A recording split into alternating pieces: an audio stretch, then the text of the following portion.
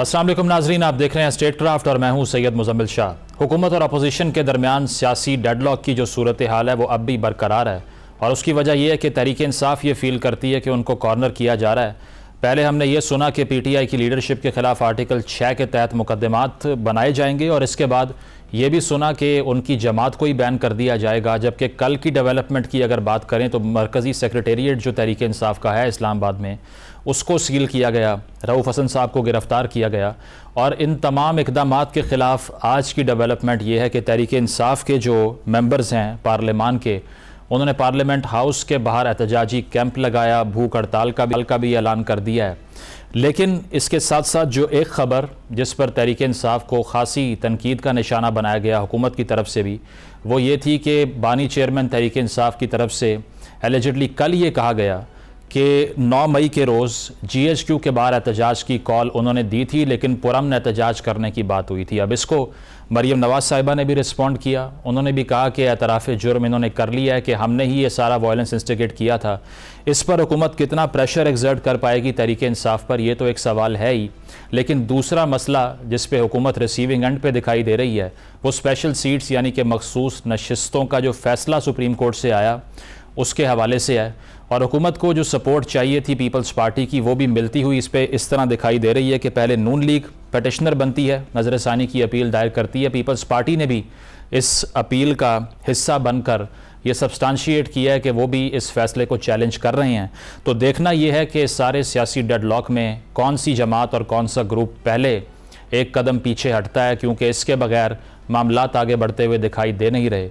इसी पर गुफ्तगू का आगाज़ करते हैं। तहरीक इंसाफ के सीनियर रहनुमा अली मोहम्मद खान साहब हमारे साथ मौजूद हैं। अली साहब, ये बताइए, अब भूख हड़ताली कैंप का आप भी हिस्सा बन चुके हैं, तो एक तो आप ये बताएं कि फ़ैसला कर लिया, कुछ नहीं खाना आपने, और दूसरा ये कि इससे आप एक्सपेक्ट करते हैं कि हुकूमत पर कोई प्रेशर एक्सर्ट होगा, क्योंकि सिम्बॉलिकली इस तरह का एहतजाज तो हो जाता है लेकिन हुकूमतें असर लेती नहीं हैं इसका, अगर तारीख देखी जाए तो। बहुत शुक्रिया। बिस्मिल्लाहिर्रहमानिर्रहीम। अल्लाहुम्मा सल्लि व सल्लिम व बारिक अला सय्यिदिना मोहम्मद व अला आलि मोहम्मद। मैं किसी हद तक आपकी बात से एग्री करता हूँ कि उमूमी तौर पे तो जो प्योर डेमोक्रेसीज हैं, जहाँ आइन पूरी तरह मुतहर्रिक है और जहाँ बुनियादी इंसानी हकूक समझा जाता है, इम्प्लीमेंट किया जाता है, वहाँ हंगर स्ट्राइक एक बहुत एक्सट्रीम स्टेप है। बल्कि अगर आप तक़सीम हिंद को देखें कि जब पाकिस्तान वजूद में आया उस ज़माने में भी आज़ादी के जो सपूत थे वो जेलों में हंगर स्ट्राइक पे जाते थे। ये जो हंगर स्ट्राइक है, टोकन हंगर स्ट्राइक हुई है कुछ महदूद वक्त के लिए, जो कि एक सिंबॉलिक होती है, अपना एक प्रोटेस्ट रिकॉर्ड करना होता है। मैं आपकी बात से मुजम्मिल साहब एग्री करता हूँ कि ये हुकूमत जो किसी आइन को नहीं मान रही, जिसके सामने ख़वातीन, बच्चे, बुजुर्ग सब जो हैं इस वक्त उनको एक मुखालिफ और एक एनिमी के तौर पर ट्रीट किया जा रहा है। हालांकि सियासी इख्तिलाफ का मतलब दुश्मनी नहीं होता, उसके बावजूद हम समझते हैं कि हमने एक इब्तिदा की है और इसके दौरानियों को बढ़ाना और इसका फैलाव जो है वो डिपेंड करता है कि इस पे लीडरशिप क्या उस पर फैसला करती है। लेकिन आज से इब्तिदा हुई है और एक टोकन एहतजाज हुआ है, खासकर पार्लियामेंट के सामने। मुजम्मिल साहब, कानून साज इदारे के सामने जब कानून साज बैठते हैं और वो अपने ही को पार्लियामेंटेरियंस के अगवा और जबरी गुमशुदगी जैसी चीज़ों पे बात करते हैं, ये बहुत ज़्यादा अलार्मिंग है किसी भी ऐसी डेमोक्रेसी के लिए जिसमें इंसानी हकूक का कुछ ना कुछ ख्याल रखा जाता हो। अली साहब, इसके अलावा जो कल का बयान है जिस पर खान साहब ने ये कहा कि GHQ के बाहर एहतजाज करने की कॉल दी गई थी लेकिन पुरअमन एहतजाज, अब उस पर हुकूमत ये कह रही है, मरीम साहिबा ने भी ये कॉमेंट किया है कि आपने तो एतराफ़ जुर्म कर ली है, आपने मान लिया कि सारा वायलेंस आपने इंस्टिगेट किया था, आपकी तरफ से शुरू हुआ, तो ये मुश्किल नहीं क्रिएट कर ली अपने लिए तहरीक इंसाफ ने? नहीं, मेरे ख्याल में इसकी तो बहुत क्लियर बात इमरान खान साहब ने की है कि 9 मई को तो वो ज़ेर हिरासत थे, उसकी तो एहतजाज की कॉल वो नहीं दे सकते थे। लेकिन उससे पहले जितनी एहतजाज की कॉल्स खान साहब ने खुद दी हैं जब वो ज़ेर हिरासत नहीं थे, तो वो पुरअमन कॉल्स दी और उन्होंने इसकी मिसाल दी। मैं मौजूद था खान साहब के जब उन्होंने ये वजाहत दी कि जब उन पे अटैक हुआ वजीराबाद में, उसके बाद भी कोई पुरतशद्दुद एहतजाज जो है वो नहीं हुआ। और उसके बाद उन्होंने इस बात की वजाहत की कि जब ये लोग एहतजाज पे मुख्तलिफ जगहों पे गए हैं, यास्मीन राशिद साहिबा लाहौर में थी या कुछ लोग इधर थे, तो कोई भी पुरअमन एहतजाज से आगे ना सोच रहा था, ना किसी ने किया था। बल्कि इमरान खान साहब तो खुद ये चाहते हैं कि सुप्रीम कोर्ट के नीचे एक जुडिशल कमीशन बने और वो इसकी इन्वेस्टिगेशन करे कि लीडर इमरान खान साहब की गिरफ्तारी पे, बल्कि अगवा पे जिस तरीके से उनके साथ हुआ, जो कॉलर से खींचा गया, मैं समझता हूँ बहुत से लोगों ने उसको कंडेम किया है इमरान खान साहब की सियासत से इख्तिलाफ राय रखते हुए, शायद आपने भी किया है। उसके खिलाफ एहतजाज एक पुरअमन सबका राइट था, लेकिन जिसने पुरतशद्दुद कार्रवाई की है उसको ना तहरीक इंसाफ ओन करती है, ना तहरीक इंसाफ ने कभी ऐसी कोई कॉल दी है, बल्कि हम खुद ये इन्वेस्टिगेट कराना चाहते हैं कि तहरीक इंसाफ की 27 साल पुरअमन जद्दोजहद पे ये धब्बा लगाने की जसारत किसने की। तो वी ऑल्सो वांट इन्वेस्टिगेट, जो माजी करीब में ISPR साहब ने भी बात की कि इसकी इंक्वायरी होनी चाहिए, तो हम तो 1 साल से कह रहे हैं कि इसकी इंक्वायरी होनी चाहिए। अली साहब, DG ISPR में मैं आता हूं, लेकिन आपने पहले सुप्रीम कोर्ट का जिक्र किया। अब वो सुप्रीम कोर्ट जिससे मखसूस नशिस्तें आपके फेवर में एक फैसला देती है, जो अब उसी के हवाले से हम सुन रहे हैं कि आपके एक्स चेयरमैन की हिदायत पर अब रेफरेंस लाने का फैसला कर रहे हैं, मुशावरत कर रहे हैं आप चीफ जस्टिस साहब के अगेंस्ट। तो ऐसा मोमेंट जब आप पर ये इल्ज़ाम लगा रही है अपोजिशन कि आपकी तो सहूलतकारी हो रही है, उस वक्त में आप रेफरेंस लेकर आएंगे चीफ जस्टिस के खिलाफ? देखिए, किसी भी शख्स का ये हक होता है कि अगर किसी जज पे उसको एतमाद ना हो तो वो रिक्वेस्ट करते हैं उनके वकला कि आप रिक्यूज कीजिए। उसका किसी की जात की तहकीर से ताल्लुक नहीं होता, आपको एक एतमाद नहीं है तो उस पे जो भी एक जुडिशल नॉर्म्स हैं वो यही है कि वो मोहतरम जज साहब खुद रिक्यूज कर लेते हैं। ठीक है, मेरे किसी भाई जज या बहन जज से आप अपना फैसला करवा लीजिए।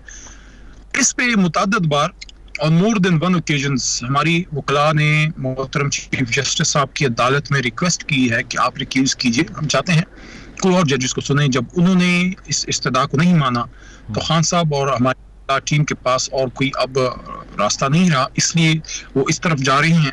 जहां तक आपके सवाल में पिन्हा एक और सवाल है जो आपने जोड़ा, अपोजिशन जो इल्जाम लगा रही है, उस पर भी मैं मुजम्मिल साहब एक बात कर रहा हूँ, बहैसियत वकील की बात मैं कर रहा हूँ, और मैं किसी भी सियासी कारकुन की गैर कानूनी असीरी के खिलाफ हूँ।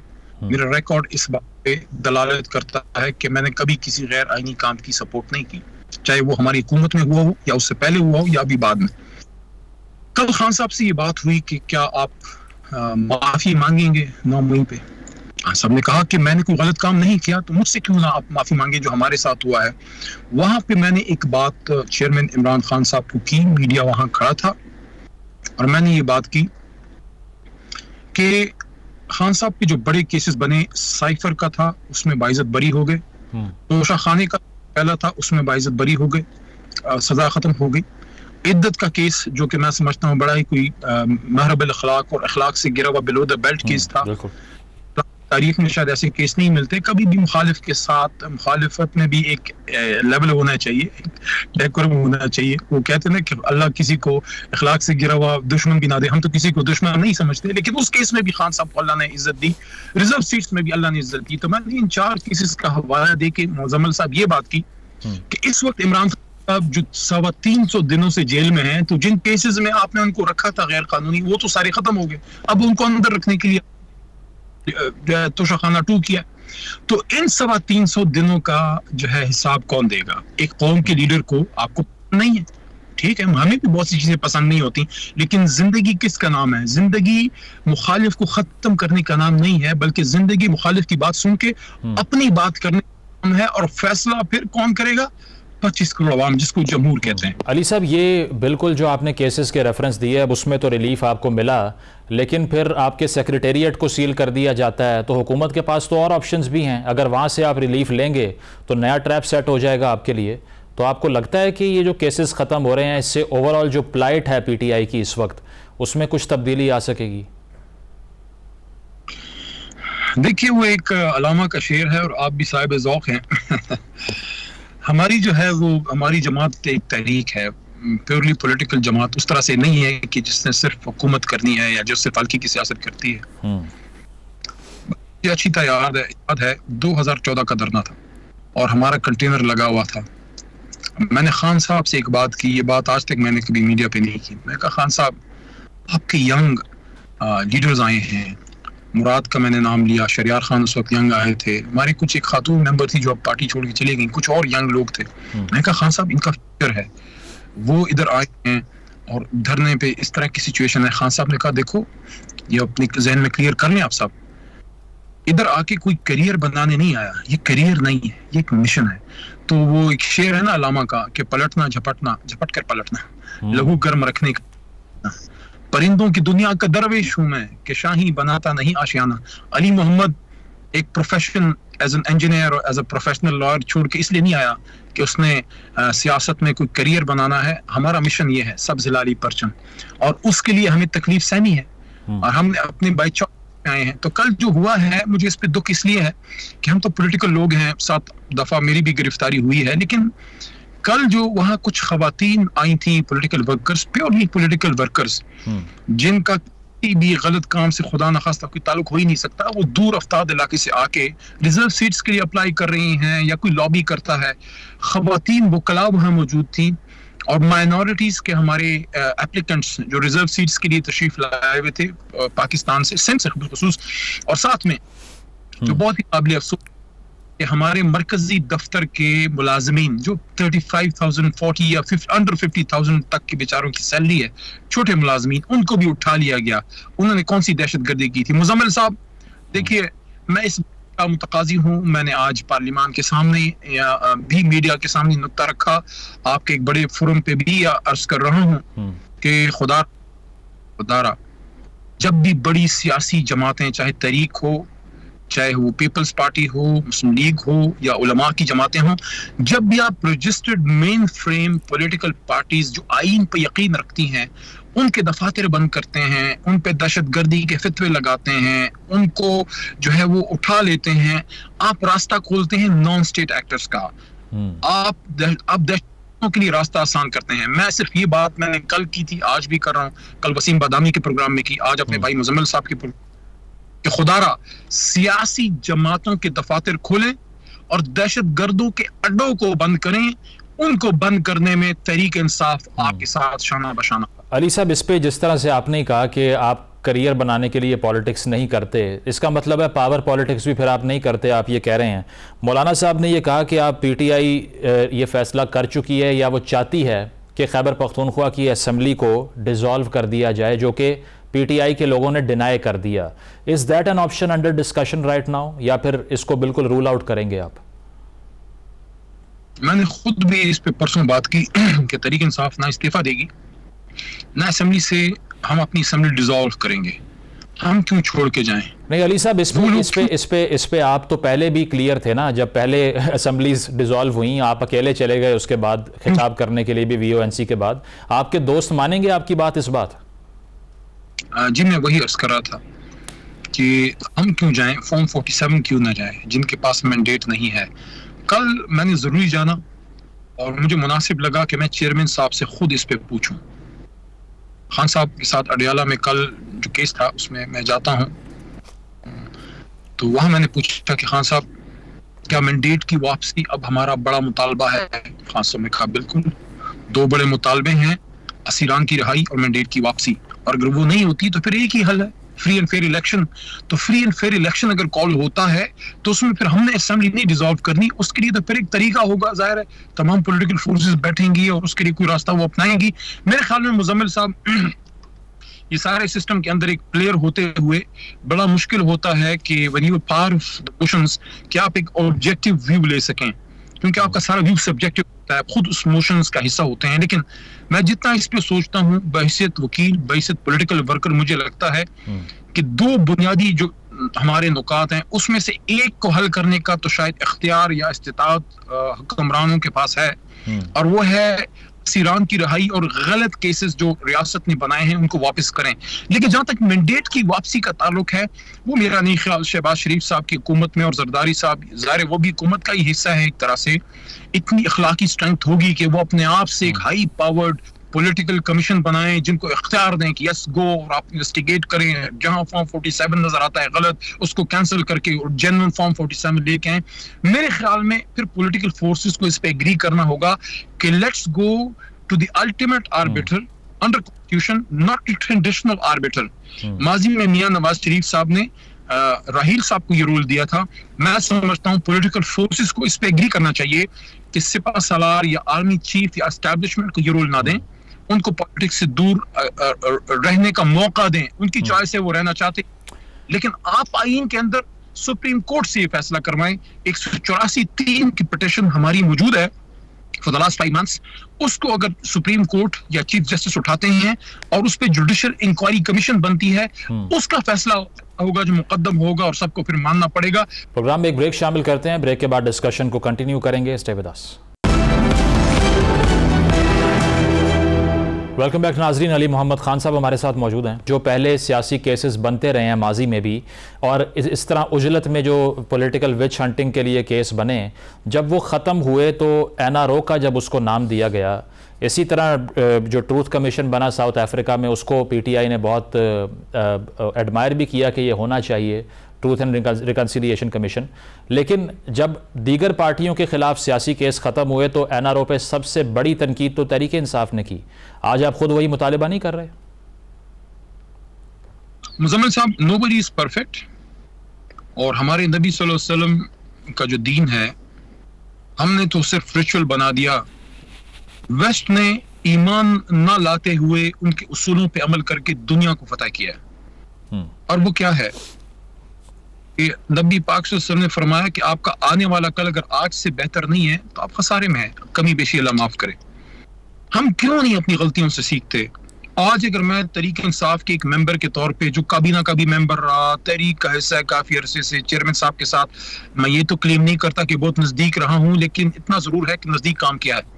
मैं ये बिल्कुल नहीं कह सकता, अगर मैं क्लेम करूंगा तो ये मुनाफिकत होगी कि हमें कोई गलती नहीं है, हमें भी गलतियां हैं।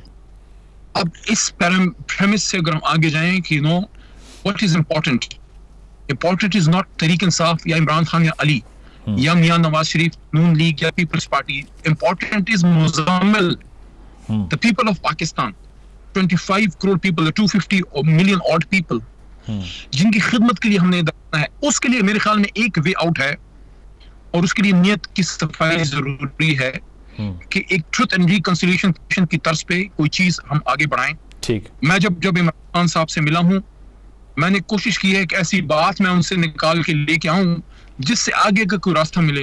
16 फरवरी को जब हम मिले अभी इलेक्शन के बाद, चेयरमैन से मैंने बात की कि खान साहब, पिछले रमजान में आपसे जमान पार्क में एक शख्स ने, मीडिया पर्सन ने पूछा, आई थिंक siyaset.pk का कोई भाई था, कि खान साहब आप जो है फतह मक्का मॉडल की बात करते हैं, तो इस पे क्या बिलीव करेंगे अगर हुकूमत आती है? तो खान साहब से मैंने पूछा कि खान साहब आपने वो बात की थी फतह मक्का मॉडल की, क्या आज भी वो बात करते हैं? खान साहब ने कहा यस, जाती इंतकाम नहीं लूंगा सियासी, हाँ अगर किसी ने कोई गलत किया है इदारे से, अदालत से उसका होगा। और फिर उन्होंने एक बात की जो मैं आज के प्रोग्राम में दोबारा, क्योंकि काफी वक्त हो गया इस बात को, खान साहब ने कहा देखो हमारे नबी सल्लल्लाहु अलैहि वसल्लम की बातों को लेके वेस्ट आगे चला गया, हमने अमल ही नहीं किया। फिर उन्होंने नेल्सन मंडेला साहब की ट्रुथ एंड रिकंसिलिएशन कमीशन की बात की कि उन्होंने वो बनाया, सब ने उसमें अपनी गलतियों का एतराफ किया, और फिर मुल्क को आगे ले जाने के लिए रिकंसिलिएशन हुई। जब मैंने ये बात आगे बार आके की, लोगों ने कंसिलिएशन पकड़ लिया, रिकंसिलिएशन। अली मोहम्मद मुफाहमत की बात करता है, और भाई मैं नहीं करता, हमारा लीडर कहता है कि मुफाहमत, लेकिन उससे पहले सच, और वो सच फिर हमने भी बोलना होगा। लेकिन आपके सियासी मुखालिफिन तो इस बात का इदराक नहीं ना करते। राना साहब तो कहते हैं कि आपने ये कहा कि या हम नहीं या आप नहीं, और जब इस तरह की जंग करनी है तो फिर हम भी यही करेंगे। तो वो तो ये फील नहीं करते कि आप अगर वापस आए तो आप सबको माफ कर देंगे, वो तो कुछ और समझते हैं।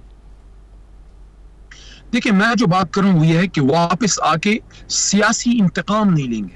अब अगर एक शख्स ने किसी पाकिस्तानी को मारा है, जख्मी किया है, क्या उसको इमरान खान माफ कर सकते हैं, या आप कर सकते हैं, या मियां साहब कर सकते हैं? जाती इंतकाम कि एक शख्स ने, मतलब मैं अपनी बात करता हूं कि अली मोहम्मद 7 दफा गिरफ्तार हुआ, एक लॉ अबाइडिंग सिटीजन, मुझ पे आर्मी एक्ट लगा, मुझ पे दहशतगर्दी का दफा लगा। मर्दान में जब मैं 3MPO के बाद जब मुझे पेश किया गया और ये चार्जेस मेरे सामने आए, मेरे पैरों से जमीन निकल गई कि तू सारी जिंदगी आइन की बात करता रहा, पाकिस्तान की, पाकिस्तानी रियासत की और इस्लाम की, कश्मीर की, फलस्तीन की, और तेरे साथ ये हो रहा है। उधर से मैं रिलीज हो गया, केस मेरा खत्म हो गया। अब ये जो मेरे से ज्यादती हुई है, जब मैं हुकूमत में आऊं, क्या मैं इस पे सियासी इंतकाम लूं? ये मैं नहीं कर सकता, मुझे नहीं करना चाहिए। लेकिन अगर हमारे किसी कारकुन के घर पे छापा मार के उसकी बूढ़ी माँ को ज़दोकूब किया है, या उसकी कोई टांग टूटी है या जख्मी हुआ है, उसको माफ करने का हक मेरे पास तो नहीं, खान साहब के पास तो नहीं। अच्छा। वो तो वो करेगा। लेकिन सियासी इंतकाम, जिसको विच हंटिंग कहते हैं, जिस तरह अभी हो रहा है, जैसे अभी आपने देखा जिस तरीके से रऊफ हसन भाई के शहर पे अटैक हुआ है, I mean I've seen his wound, थोड़ा सा ऊपर होता he would have been dead man now। ये चीजें नहीं होनी चाहिए। अली साहब ये बताइए, आपने जिस तरह अभी कहा कि हमारे सेक्रेटेरिएट की बजाय दहशतगर्दों के ठिकानों पर हमले करने चाहिए, तो जब ऑपरेशन करने की बात हुई तो इस पर भी असद कैसर साहब ने कहा किसी सूरत नहीं परमिशन देंगे ये करने की। उसकी फिर वजह क्या है? आप पर एक्यूजेशन लगता है कि आप तालिबान को रीसेटल करवाना चाहते हैं, that's why you have a soft corner for them. नहीं, सॉफ्ट कॉर्नर दहशतगर्दों का नहीं है। देखें, हम उस सूबे की जमात, बहुत बड़ी जमात है, पंजाब से भी हमारे पास मैंडेट है। आपकी पाकिस्तानियों की खुशकिस्मती है कि एक जमात अब ऐसी रह गई है जो कराची से भी जिसका मैंडेट है, गवादर से भी है, पख्तूनख्वा से भी है, कश्मीर से भी है। पहले बीबी शहीद की जमात के पास भी ये था। ऐसी जमातें जब होती हैं मुल्क मजबूत होता है। लेकिन एक फेडरल जमात होते हुए हमें सूबे के लोगों के जज्बात का भी एहसास है। जहां वो दहशतगर्दी के हैं, पख्तून, मैं बताऊंगा आपको, पख्तून दहशतगर्दी के सख्त खिलाफ है। और पख्तून बहुत ज्यादा पढ़ने लिखने वाली कौम है, लेकिन हमने वैसी की है कि तू जाके लड़। यार उनमें शायर हैं, उनमें गनी खान बाबा, अब्दुर्रहमान बाबा, हमजा बाबा जैसे शायर हैं बड़े बड़े। उनमें बड़े बड़े स्पोर्ट्समैन हमारे पश्तून इलाके में हैं, बड़े बड़े फनकार हैं, बड़े बड़े लिखारी हैं। तो वो दहशतगर्दी के भी खिलाफ है, लेकिन साथ में बहुत बड़ा ट्रस्ट डेफिसिट है। देखिए, सच को देख के, सच को मान के जब जाएंगे तो मजबूत होगा कौम। देखें, पाकिस्तान मजबूत तब होगा जब कौम और फौज या रियासती इदारे यकजान दो कालिब हों। लेकिन उसके लिए ट्रस्ट डेफिसिट को खत्म कीजिए ना।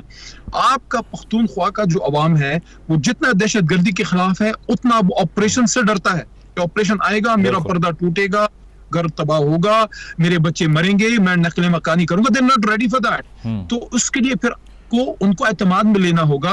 इंटेलिजेंस बेस्ड ऑपरेशन तो हो रहे हैं, उसके खिलाफ तो कोई नहीं है। लेकिन फुल फाइनल और शॉर्ट कमेंट। कल जो डीजी ने बात की है, डीजी साहब ने, उससे काफी क्लैरिफिकेशन भी आई है कि कोई लार्ज स्केल ऑपरेशन नहीं है, इंटेलिजेंस बेस है, वो तो ऑलरेडी चल रहा है। लेकिन किसी बड़े ऑपरेशन के लिए पख्तूनख्वा के लोग तैयार नहीं है। बिल्कुल। फाइनल कमेंट और शॉर्ट कमेंट। डिजिटल टेररिज्म का जो टर्म हम सुन रहे हैं, जो हुकूमत ने भी इस्तेमाल किया, डीजी ISPR ने भी इस्तेमाल किया, आप इसको कन्फेस करेंगे कि कुछ लोग आपकी साइड पर भी ये कर रहे हैं? देखिए, मेजॉरिटी लोग तो डिफरेंस ऑफ ओपिनियन पे बात करते हैं। जो इदारे को बहैसियत इदारा टारगेट करते हैं, we don't support them and that is wrong. वो मुल्क के लिए ठीक नहीं है। लेकिन जहां हमने अपने इदारे को मजबूत करना है, और इमरान खान साहब ने भी ये बात की कि एक मजबूत फौज ही मजबूत पाकिस्तान की जमानत है, वहां एस्टैब्लिशमेंट का जो पॉलिटिकल रोल है, उस पर एक आईन के पैराई के अंदर अगर कोई फेयर कमेंट करता है वो तो ठीक है। लेकिन अगर इदारे को टारगेट करता है तो इदारे से तो हमारी लड़ाई नहीं है, ना कोई लड़ सकता है, ना चाहिए। तो इस बड़े क्लियर है कि डिफरेंस ऑफ ओपिनियन को टेररिज्म ना कहिए। जो एक्चुअल टेररिस्ट हैं उसके खिलाफ आप भी हैं, उसके खिलाफ हम भी हैं। ठीक है, बहुत बहुत शुक्रिया। अली मोहम्मद खान हमारे साथ मौजूद थे। उनका कहना यही था कि इंतकामी सियासत अगर हम भी वापस आते हैं तो नहीं करेंगे। उसकी वजह है कि उन्होंने इस बात को कन्फेस भी किया कि उनके दौर में भी अगर ऐसा हुआ है तो वो इसको कंडेम करते हैं। लेकिन चैलेंज ये है कि क्या तहरीक इंसाफ तमाम लेवल्स के ऊपर या दीगर जो उनके रहनुमा हैं वो भी इस मौक़िफ़ से एग्री करते हैं या नहीं। That's a big question. एक ब्रेक लेते हैं, ब्रेक के बाद वापस आएंगे। Stay with us. Welcome back नाज़रीन। तहरीक इंसाफ पर पाबंदी का जो फैसला हुकूमत ने किया, उस पर बहुत से लोग ये बात कर रहे थे कि पीपल्स पार्टी इस फैसले का हिस्सा नहीं बनेगी, और पीपल्स पार्टी की तरफ से खुलकर इस फैसले को सपोर्ट भी अब तक नहीं किया गया।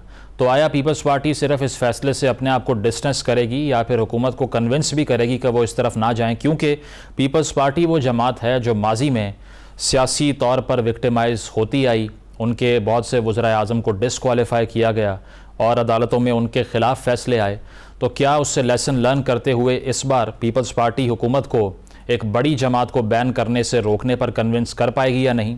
इस पर हम बात करते हैं। सीनियर रहनुमा पीपल्स पार्टी कमर जमान कायरा साहब ने हमें ज्वाइन किया। कायरा साहब, शुक्रिया आपके वक्त का। मुस्लिम लीग नवाज़ ने तो ये कह दिया है कि वो ये फ़ील करते हैं कि तहरीक इंसाफ की कहीं ना कहीं सहूलतकारी हो रही है।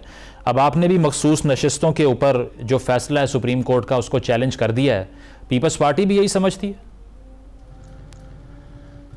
देखिए, पीपल्स पार्टी तो ये समझती है कि ये फैसला जो है वो आइन और कानून के मुताबिक नहीं है और एक तरह से कानून को रीराइट कर दिया गया है, या आइन के अंदर जो रूल थी उसको रीराइट कर दिया गया है।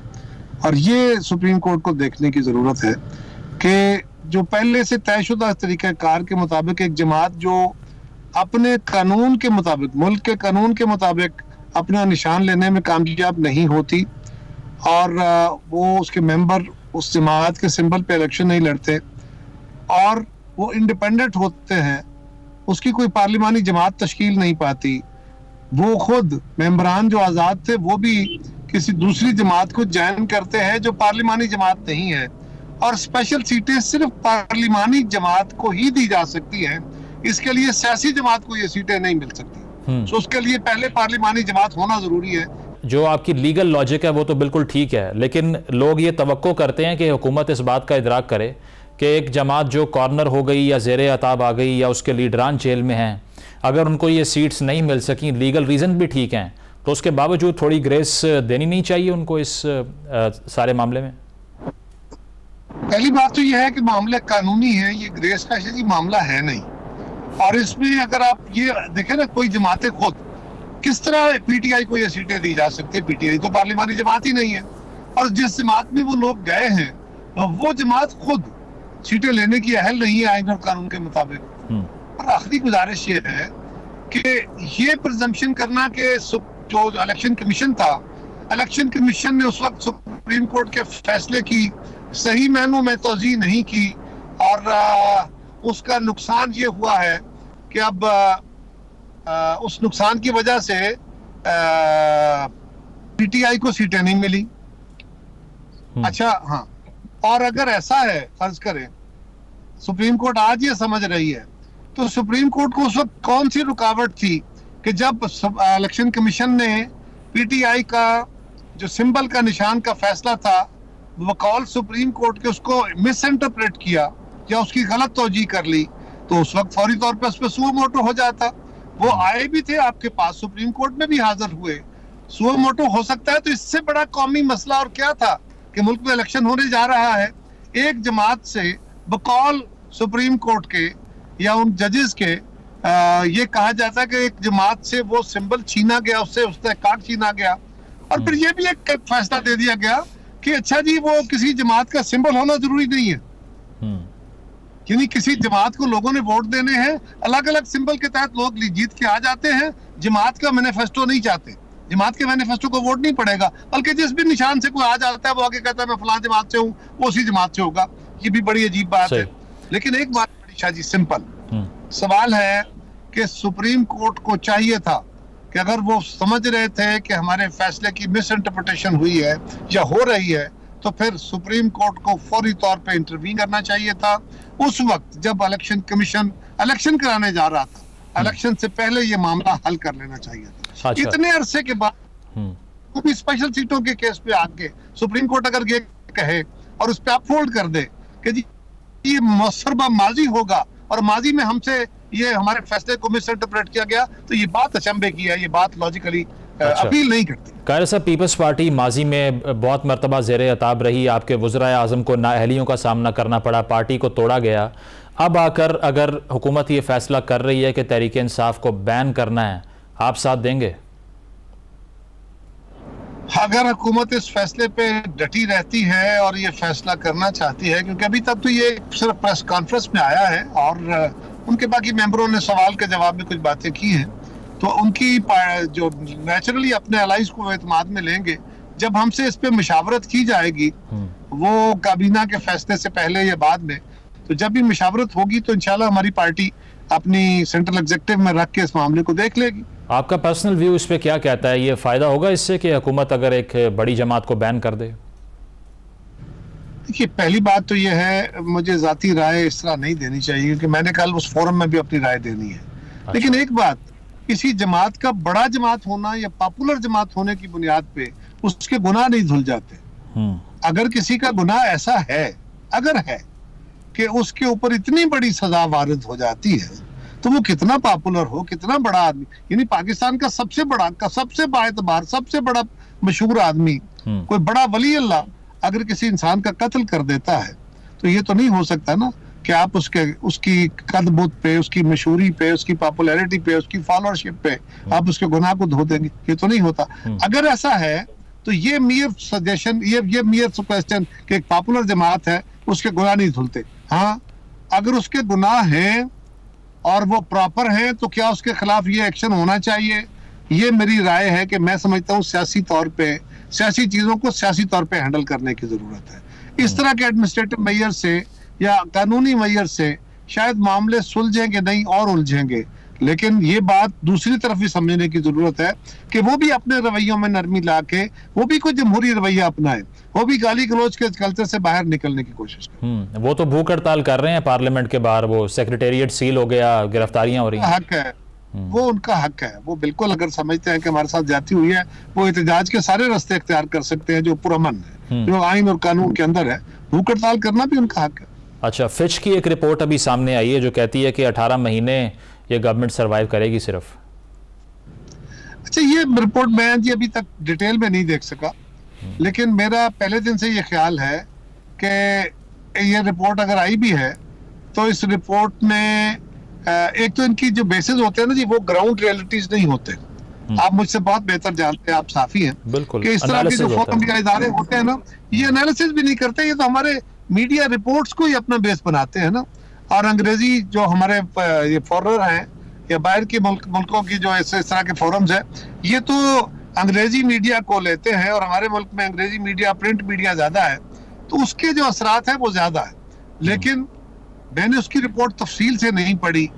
ये कहना कि 18 महीने ये गवर्नमेंट चलेगी, मेरा ख्याल है शायद उन्होंने इसके ऊपर कोई कंडीशन रखी हो कि जो गवर्नमेंट ने इस वक्त इकदाम उठाए हैं, क्योंकि उन्होंने कुछ बातें पॉजिटिव भी की हैं कि गवर्नमेंट ने अच्छे फैसले किए हैं, मईशत के अंदर बेहतरी के इम्कान भी मौजूद है और आइंदा बेहतरी हो सकती है। लेकिन अगर मेरा ख्याल है कि शायद उसके अंदर ऑब्जर्वेशन ऐसी होगी कि अगर गवर्नमेंट ने जो फैसले किए उस पर अमल दरामद न किया तो फिर ये गवर्नमेंट फला इससे नाराज हो सकता है और ये गवर्नमेंट जो है 18 महीने से आगे नहीं चल सकती। इस तरह की बातें। और पीपल्स पार्टी ये फील करती है कि गवर्नमेंट कहीं ना कहीं मुशावरती अमल का हिस्सा पीपल्स पार्टी को उस तरह से बनाती नहीं है। बजट के ऊपर भी पीपल्स पार्टी ने यही कहा कि मुशावरत नहीं हुई। पीटीआई को बैन करने का बयान मीडिया पे आके उन्होंने दे दिया, बाद में आपसे पूछने की बात की। तो ये रिजर्वेशन है पीपल्स पार्टी को गवर्नमेंट से?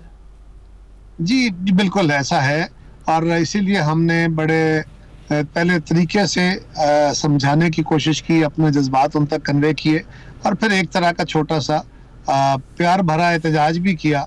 अब भी मैं समझता हूँ कि उनको अपने इत्तेहादियों को, ना सिर्फ पीपल्स पार्टी बल्कि बाकी इत्तेहादियों को भी बड़े फैसले करते हुए एतमाद में लेना चाहिए। इसके अलावा जो हम देख रहे हैं मुल्क में ओवरऑल सिक्योरिटी की सिचुएशन है, DGISPR ने कल प्रेस कॉन्फ्रेंस की, डिजिटल टेररिज्म का वर्ड यूज़ किया, ऑपरेशन के हवाले से बात की।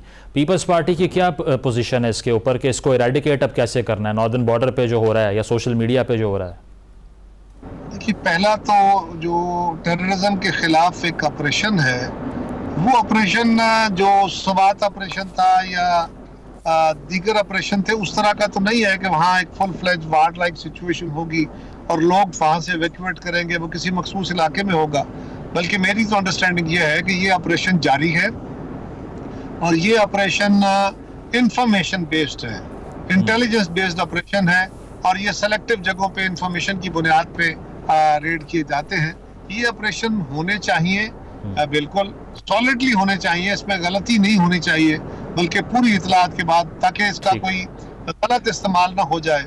और जहाँ तक ताल्लुक ये है कि डिजिटल मीडिया, डिजिटल जो टेररिज्म है, आज तो शायद आप जानते हैं ना कि पूरी दुनिया में वो जो ये सारी टेक्नोलॉजी बनाने वाले हैं, जो इसके खालक हैं, वो परेशान हैं कि क्या करें, क्योंकि इसका मिसयूज बहुत होने जा रहा है। और ये जो AI के आने के बाद तो और ज्यादा अमकानात और बढ़ने शुरू हो गए हैं, और इसमें तो जो कंटेंट जनरेट होगा ऑटो, उसके भी बड़े समरात आने के असरात हैं। और लिहाजा इस वक्त भी पाकिस्तान के अगर वाकई सालमियत के खिलाफ प्रोपेगेंडा होता है या कोई, ये लाजिम नहीं है कि यहाँ की कोई जमाती कर रही हो, वो बाहर से बैठे हुए लोग भी पाकिस्तानियों के नाम इस्तेमाल करके कर सकते हैं। वो तो उनके अपने अपने एजेंट्स यहाँ बैठे होते हैं, या उनके इसके डिजिटल टूल तो होते ही और तरह इस्तेमाल है। तो मैं समझता हूँ कि इसके लिए कोई रास्ता तो इख्तियार करना होगा। जो कानून बना उस कानून को इस बुनियाद पे सबने चैलेंज किया कि जी इस कानून का कल मिसयूज करके आज़ादी दबा दी जाएगी।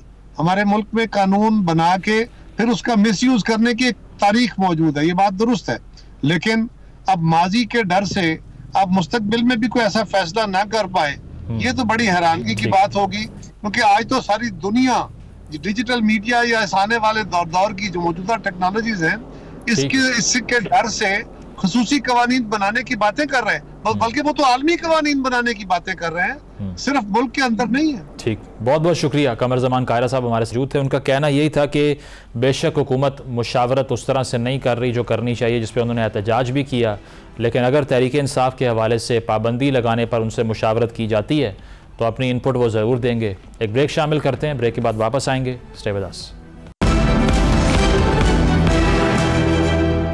नाज़रीन, प्रोग्राम आपने मुलाहिज़ा किया, अपना फीडबैक ज़रूर दीजिएगा। इजाज़त दीजिए, अल्लाह हाफ़िज़।